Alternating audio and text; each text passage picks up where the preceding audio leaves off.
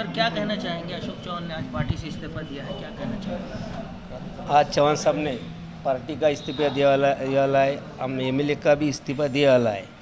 वो उनका विचार है, मगर उन्होंने साहब ने काय के लिए दिया, क्यों दिया या कौन सी पार्टी करने की, इसके लिए हम और साहब की कभी बातचीत नहीं हुई। और हमको तुम क्या कर रहे ये भी नहीं पूछा।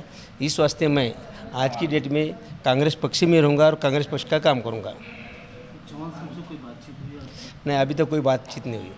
चौहान साहब के साथ में रहेंगे? क्या बोले? आप भी चौहान साहब के साथ रहेंगे क्या?